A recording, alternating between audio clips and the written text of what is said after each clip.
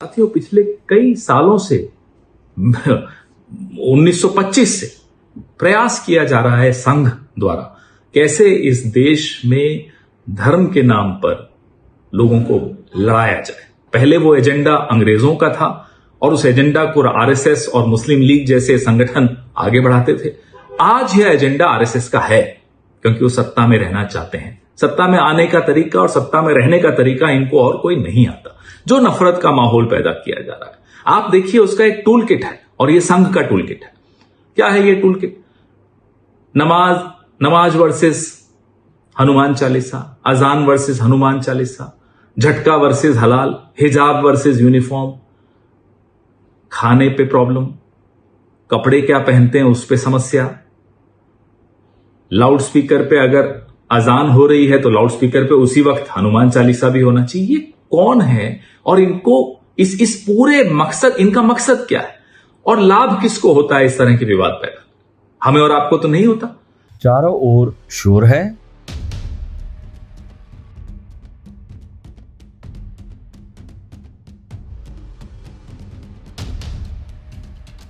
शोर सड़क पर, शोर सदन में भी है, शोर गांव, कस्बे, शहरों में भी है, ये शोर नेताओं के संबोधन में भी है। ए, सफेद कपड़ा, ओ, ए, भाइयों बहनों, ये जो आग लगा रहे हैं, टीवी पे उनके जो दृश्य आ रहे हैं, ये आग लगाने वाले कौन है वो उनके कपड़ों से ही पता चल जाता है। ये शोर धर्म का प्रचार करने वालों में भी है। इस शोर में देखिए किस तरह से कांव की भी आवाज बीच बीच में आती है। ये हिंदुओं से अगर तुम अभी नहीं जागे तो ये तुम्हें अपने गांव में भी भोगना पड़ेगा। इसलिए निवेदन है कि सब हिंदू एक हो जाओ और पत्थर मारने वालों के घर पर बुलडोजर चलवाओ। हाँ, और कुछ दिन बाद हम भी बुलडोजर खरीदने वाले हैं। अब पैसा नहीं है इतना, वरना हम भी बुलडोजर खरीदेंगे और जो राम के काज पे और सनातनीय महात्माओं पर, संतों पर और भारतीय सनातनीय हिंदुओं पर पत्थर चलाएगा, हम बुलडोजर उसके घर पर चलाएंगे। हाँ, तो हमारी प्रार्थना है, हिंदुओं जगो, और जो तुम्हारे पत्थर तुम्हारे घर पर फेंके उसके घर जैसे भी लेकर चलो। हाँ, क्योंकि ये भारत सनातनियों का है और सनातनियों के देश में अगर राम की यात्रा पर, रामनवमी पर कोई पत्थर मार दे, बुझदिलो, कायरो जग जाओ।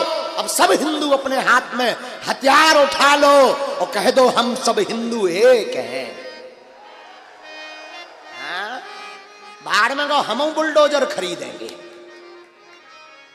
कितने रुपया की आउटकल कोटेशन तो मंगावा हो, पूछो क्यों खरीदेंगे? सरकार आखिर कब तक गिराएगी बुलडोजर से? हिंदुओं को गिराना पड़ेगा। जब हर हिंदू गिराने की क्षमता रखेगा तो पत्थर घालने वाले अपनी कपाड़ में मार के जे हो जाएंगे। शोर मीडिया के तमाम चैनल्स पर भी है।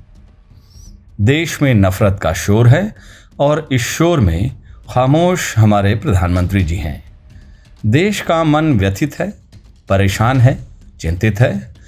मन की बात तो यह है कि अब नफरत, हिंसा के खिलाफ उसे शांति की धारा बननी चाहिए। गीत, संगीत, धर्म प्रसार, धरना, आंदोलन, भाषण और मधुर आवाज के बोल निकालने वाला लाउड स्पीकर अब युद्ध का भोंपू बन गया है। बेरोजगारी, महंगाई, भूखमरी, भ्रष्टाचार, कुपोषण, अन्याय के खिलाफ शोर करने वाले की आवाज दबा दी जा रही है। असली मुद्दों पर नफरत का शोर हावी है।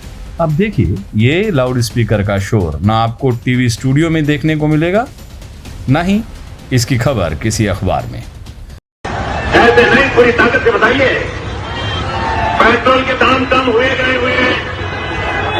डीजल के दाम कम हुए कि नहीं हुए? आपकी जेब में थोड़ा बहुत पैसा बचने लगा कि नहीं बचने लगा? आपका फायदा हुआ कि नहीं हुआ? के बच्चों की पेट्रोल के दाम कम हुए कि नहीं हुए? ऐसे नहीं, पूरी ताकत से बताइए, पेट्रोल के दाम कम हुए कि नहीं हुए?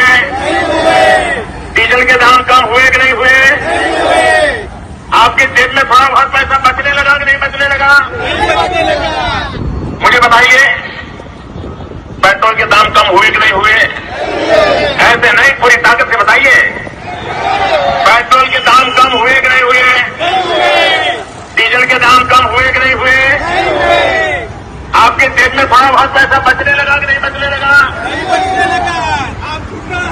बताइए, पेट्रोल के दाम कम हुए कि नहीं हुए?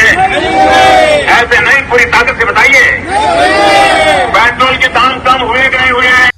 सच्चाई के लिए लड़ रहे यशोर की आवाज़ पत्रकारों की है, जिन्होंने बलिया में नकल माफिया के खिलाफ अपनी आवाज़ बुलंद कर खूब शोर किया, पर यह शोर बलिया के चौराहों तक सिमट गया।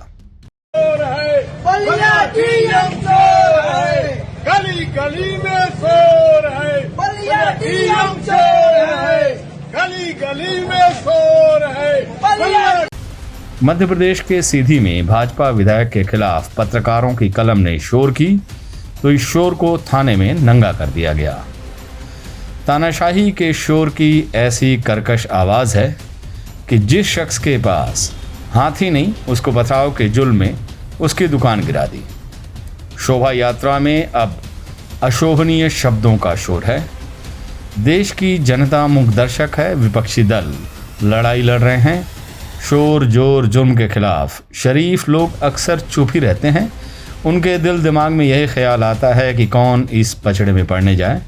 ऐसे लोगों को आगाह करते हुए नवाज देवबंदी साहब ने कहा है, जलते घर को देखने वालों, फूस का छप्पर आपका है, आपके पीछे तेज़ हवा है, आगे मुकद्दर आपका है।